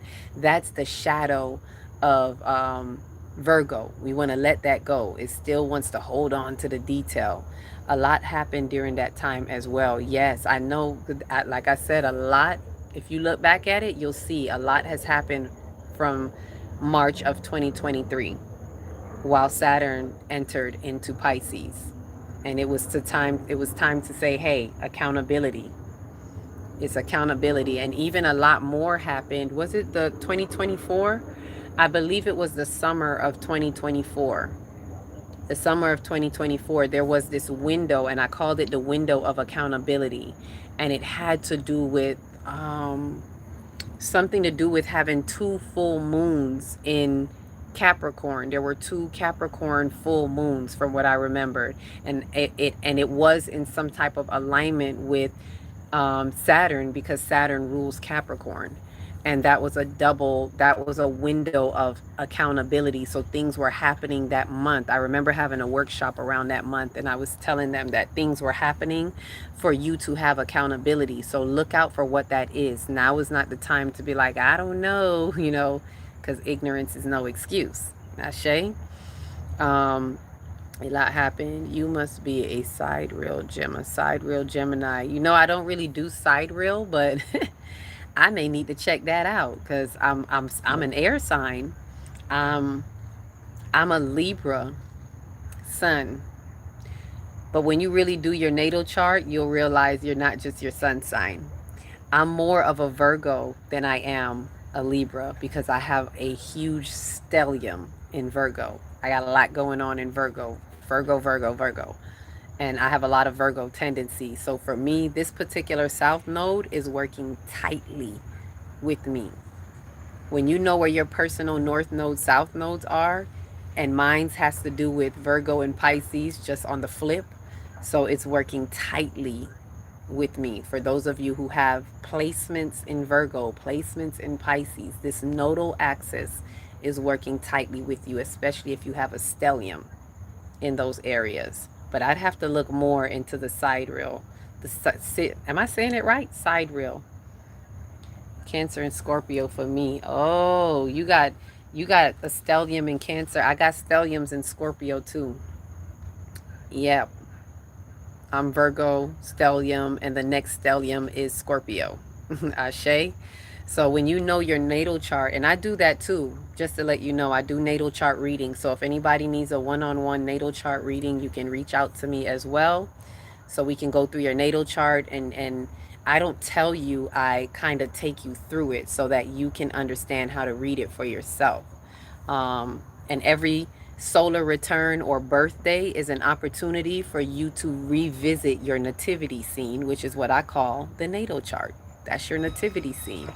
And when you revisit it, you see what's happening, right? And anytime you look at the current placements, it has to do also with your natal chart. You can see how it's activating something in your natal chart, and you can see how it pertains to you. So it helps to really guide you through the frequency. So you may want to look at that as well. Anything else, Spirit? Is there anything else about Third Eye Atlas? Did I miss anything? I mean, I'll probably do another one tomorrow. I will, because we'll be on the heart chakra. So I'll do another one going deeper into a little bit more. If you have any questions about Third Eye Atlas, and look out for the live. I'll probably do it in the evening around this time like I did it. So kind of just look out for that. But it's really important to see, if I would say what we're looking at, what we're stripping in the solar plexus in regards to this. I didn't get to touch much base on it. The solar plexus being your identity body, we really are looking at what to shed from what we have clung to in our identity. And I mean everything, even the label of being a mother, and I'm a mother. So I'm not telling you something that I don't know. We have to depersonalize and recognize that our children do not belong to us. They come through us. We are a channel. They don't belong to us. And so there's certain things that and I know this is a hard pill to swallow, but there's certain things we have to learn to depersonalize, particularly with our children, and yes, with parents, with the family, as Jupiter is in that house of home life. And so it's really helping you to disassociate a little bit, to depersonalize and not hold on to any titles, particularly with the family. Yes, tough man, detach. And as you say that, I was thinking about doing the Detox to Detach program. We did 2 last year. We did one in April, and we did one around October. So I may be doing one in April before I leave for the retreat. So you may want to look out for that. The Detox to Detach program has helped. It's a workshop, but it has really helped a lot of people. I've gotten good review back from that. They're like, man, if it wasn't for your Detox to Detach, I wouldn't even be able to see that. So believe me, it's not just about food. It's exactly what I said, detox to detach, and it helps you to detach from certain things in the mental and emotional body. It helps you to watch your emotions. So when you have a craving, we look at our emotions. We don't look at the craving. We look at what emotion wants to be heard through that craving, and you really get to watch your soul a little bit more. So it really helps you to do that, and it has helped many detach from certain things. So you may want to look out for that if you're looking for help with that. Women are the spiritual protectors of the family, exactly, which is what Cancer is about. Cancer being the nurturer, right? Cancer is the nurturer. So that maternal. So things that are happening in the family are happening. What we're looking at is looking at your maternal lineage. Looking at what is coming up in your maternal lineage. So even if something is happening through your father's side, look at his maternal, look at his mother and her mother, and just always kind of look at the maternal lineage, because that's where we're being taken through. That's the challenges that are coming up, and that's what's being asked of us to break in the bloodline. When it comes to the parasitic entanglement, they like to attach to the maternal. There's something about that they attach to, because they're always attacking the feminine energy. Because why? That's the most powerful, in the sense of the feminine energy holds the memories. So they like to attack the memories. They want you to forget, because the number one cause of sin is forgetfulness. So they always want you to forget. Believe me, this is multi-layered. So what I'm saying, it's on multiple levels. We have to be willing to look down that dimensional rabbit hole, so to speak, to understand what's really coming at you.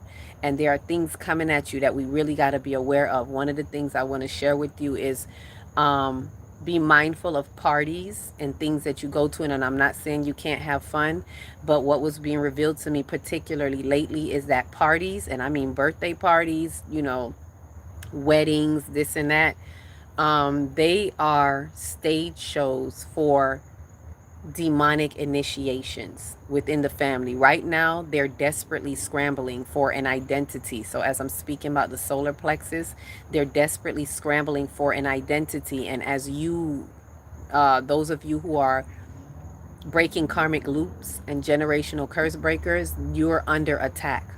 Please note that even if they're smiling with you, it's not going to look ugly. It's going to look like wee. It's going to look like fun, because demons get away with stuff when everybody's having fun. When you're having fun, you're not paying close attention.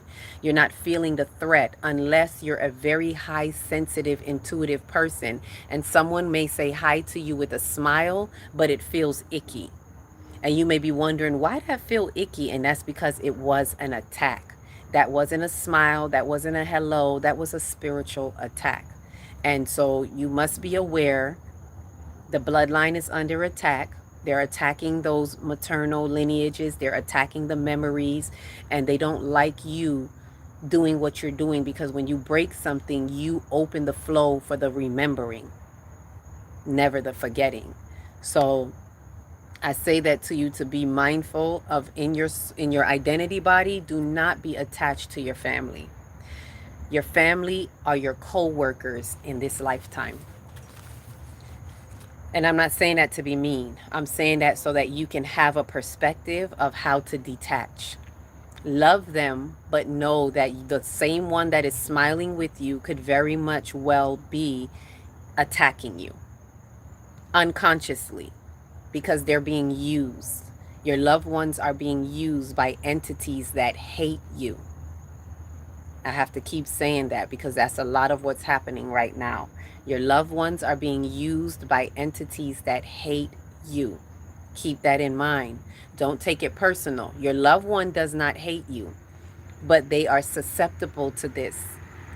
So they're being used. Anyone can be used as a tool. It's like in the Matrix when everyone became an agent. I forgot which Matrix that was, but when he was walking through the train, and every single person was becoming Agent Smith. Every single one of them. We have to look at it like that. Yes, down to your children. So when you recognize it in your children, you have to cast it out right away.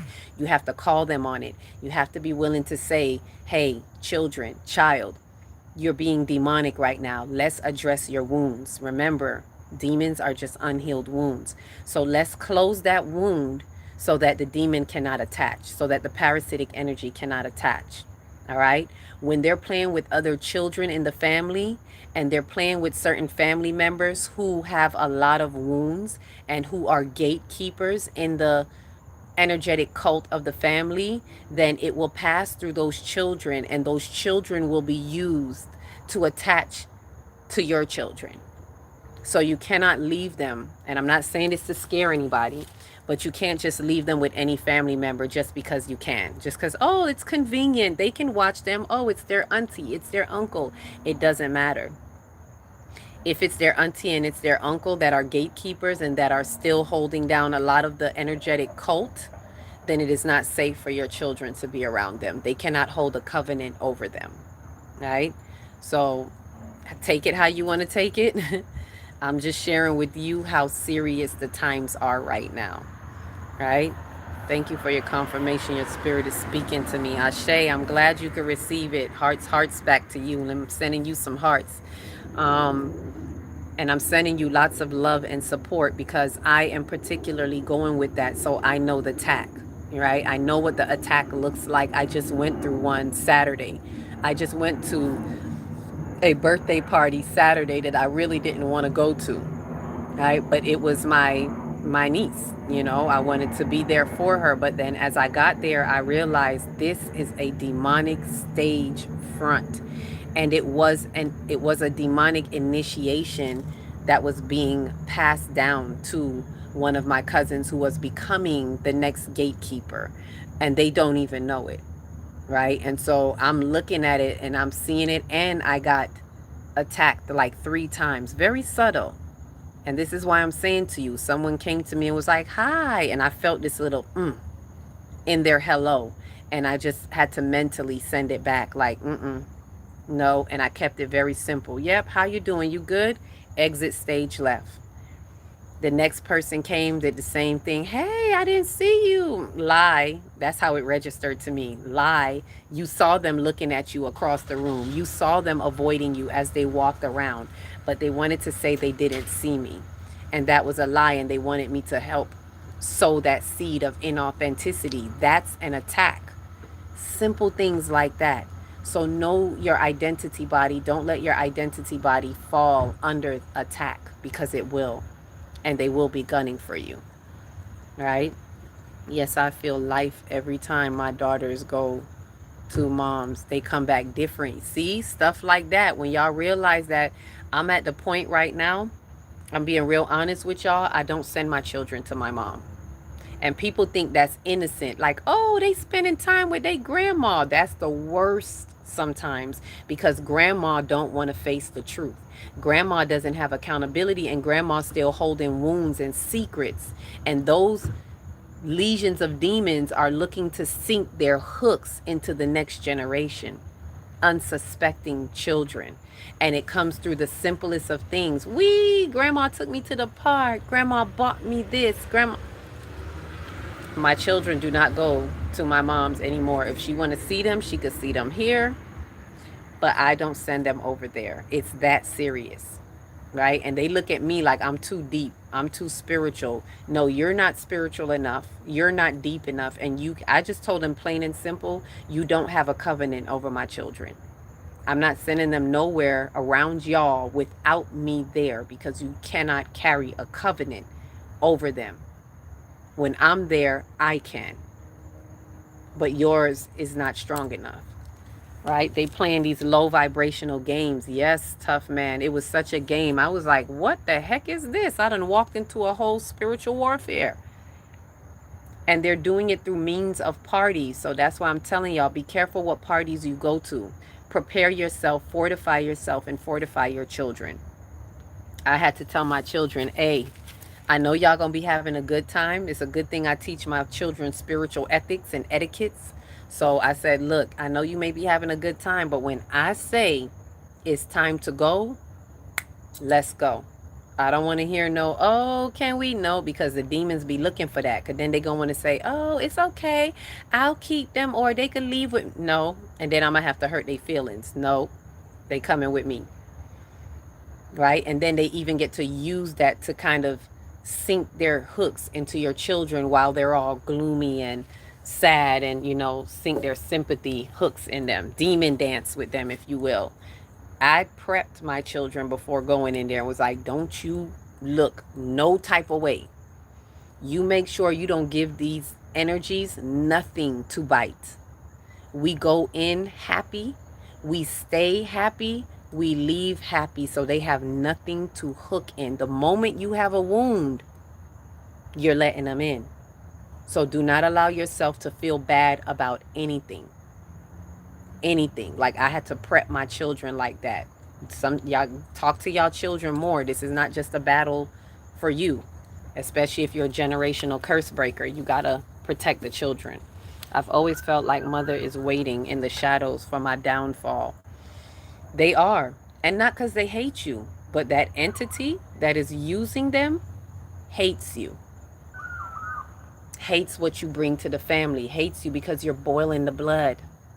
These are the things that we got to talk about more of. Believe me, I'm going to do definitely more lives on this type of information, especially bloodline work and things like that, so we understand how it's showing up. What are the things that we can do to fortify ourselves and things like that, right? Every time I get home from being in public, I shower imagining others' negativity washing off of me. That part, Kate, that part right there, Ashe, hearts for that. I stopped partying. A female my age laced my grape, what? And graped me. I was too distracted partying to realize. See? You see what I mean? They are out there. They're out there, and they're looking to catch you at your lowest when you're vulnerable. And I don't mean vulnerable in the good way, because there's good vulnerability and there's negative vulnerability. They looking for you to be slipping. So I always say, be careful who you having a good old time with. Ashe? Be careful of who you're having a good old time with. I see taxes. Oh, sorry. I didn't even see that. I see taxes as reparations money, and it seems very appropriate to spend it getting your energy on par with the ancestors. Ashe, I like that. That's your reparations right there. I don't march looking around for reparations. I wait till tax season and be like, give me my money. And make sure you do what you need. What I've been doing the past couple years is putting it towards whatever your exodus plan is. Putting it towards, this is not the time to be frivolous with our money, like getting money and be like, oh, let me buy this TV. No. Put it towards your exodus plan. Put it towards your soul's ascension, right? This is what this, I'm putting it towards, right? The energy that is on par with my ancestors. I'm putting it to the ancestral passage because I know it's going to be unlocking more things for me. I'm adding to that, right? Ashe, I told her they'd be different. At first, I had to realize what they were doing and when I would call.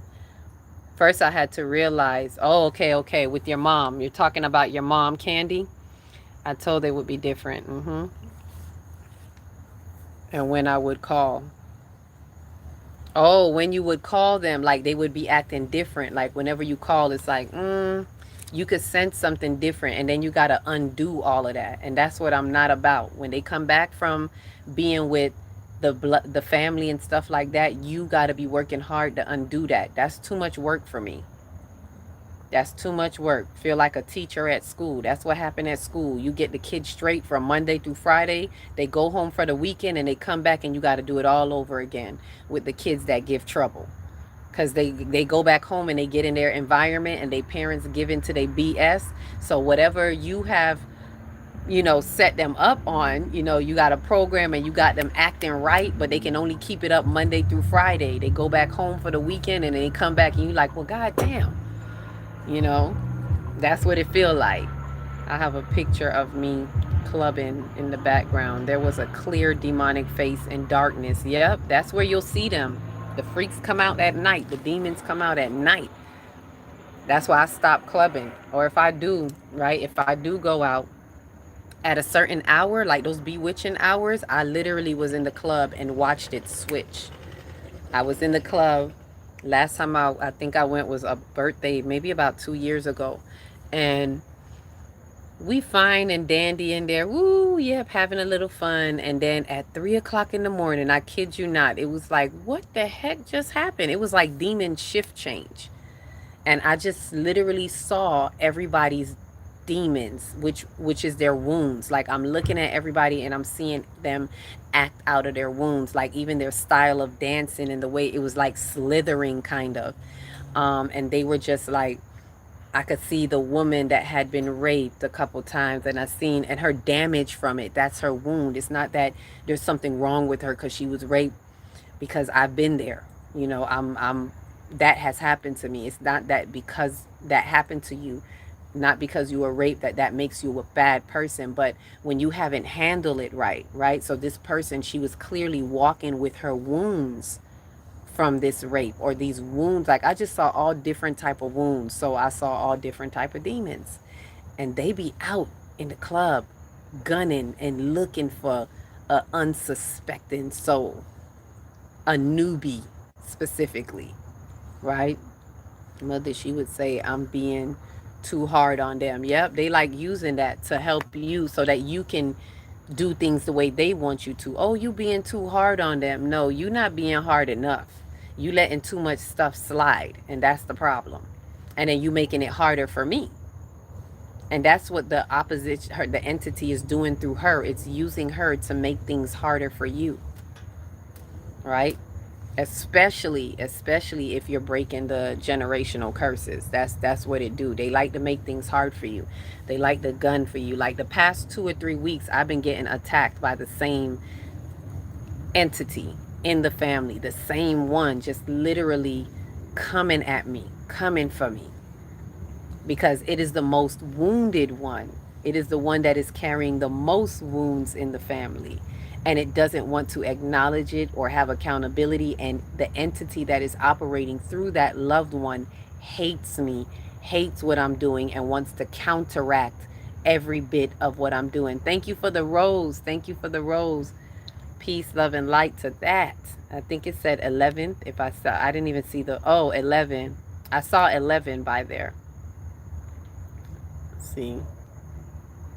Especially when she raised us hard. Yep, I'm in my 40s too.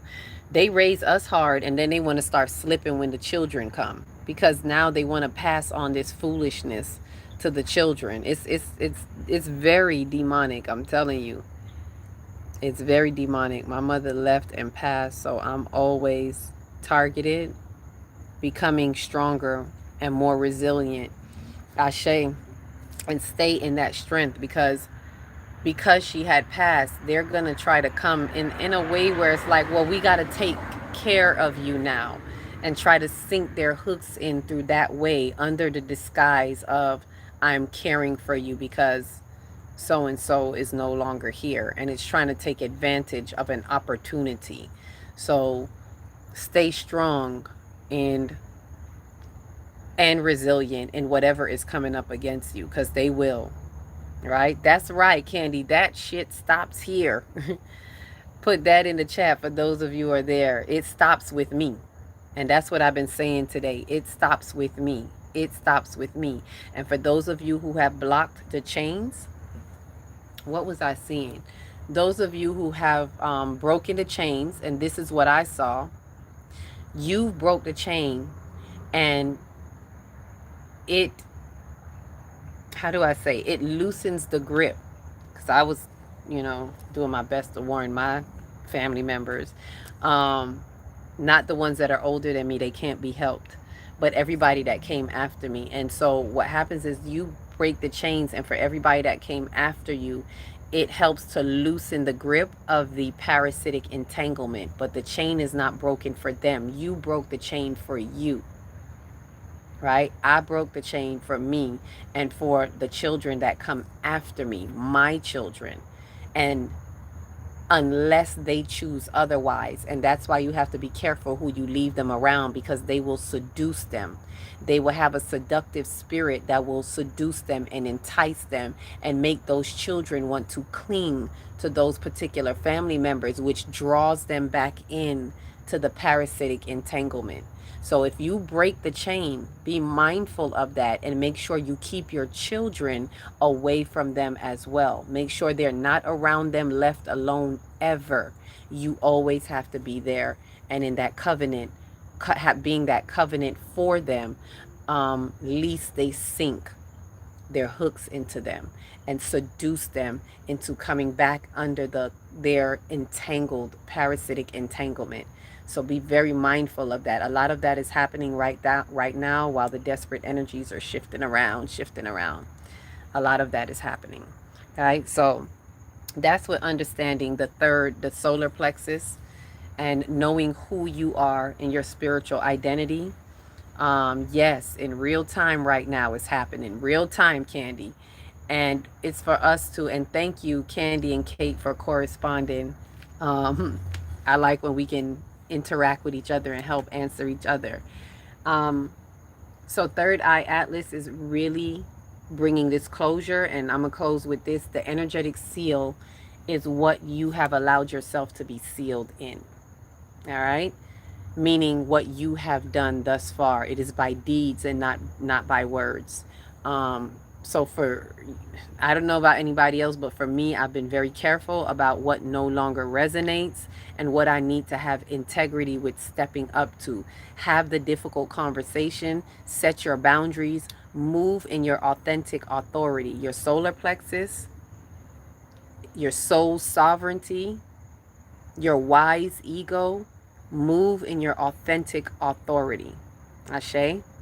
And when you move in your authentic authority, you can be and exist in your soul's sovereignty, right? Not attached to anybody's identity or expectation or anything like that. You're moving in your higher solar plexus. You're becoming the author of your own book. Ashe? So let it cook. And fish don't fry in the kitchen, and beans don't burn on the grill. So that was a lesson yesterday that we brought that up, that had to do with discernment. Right? When you are truly discerning, you'll know that that's not supposed to be in the kitchen, and them beans not supposed to be on the grill. Something is twisted right here. Right? Walk with your spirit of discernment and don't let anybody tell you otherwise. Discernment is good judgment, right? That doesn't mean you're being judgmental. However, they are judging you, right? And they're judging you because they're discontent in their heart. So they're judging because they know they're out of place in their heart, and they're passing that on. They're projecting that onto you. So look out for that as well. Strengthen your identity body, as we said, with those chakras going up. So fortify the physical body, which is your root. Fortify that. And the emotional body needs to be identify the solar plexus. That's identify. Fortify is the physical body. We want that fortified, and there's something you're supposed to do for the emotional body. It's supposed to be calibrated, but there's another word for it. When I get it, I'll share that with y'all. Greetings and gratitude. Thank you for coming through and being here and sharing the love and light. Please remember to like, subscribe, share, all of whatever they call it, so we can get the numbers up to 1,000, so it will get to more like us, right? We can build our community. There's so much more that we can do because we're finding our soul tribes right now, right? We've been doing it, but this is a bigger call to the soul tribes. Ashe. So fortify that physical body, you know, calibrate the emotional body, identify in the solar plexus, that mental body. Know your true spiritual identity, right? So that we can self-actualize in the heart. And that's what we'll talk more about tomorrow, is self-actualizing in the heart, with the heart expansion of Third Eye Atlas, right? And as it is activating us and being that energetic seal, this energetic seal is like when Noah's Ark closed. When they said God closed the doors and no man, once it's shut, no man can open it. It's like that. Once this seal happens, the choices you make is going to seal you right there. And wherever other people are going to be, that's where they're going to be. But that's what's going to seal you in a particular place in the timeline within the fifth dimension in time. Just to kind of highlight that. And as it's doing that, Mercury will have retrograded all the way back to 8 degrees of North Node. So it's like Mercury is bringing the special delivery right here to the North Node, right?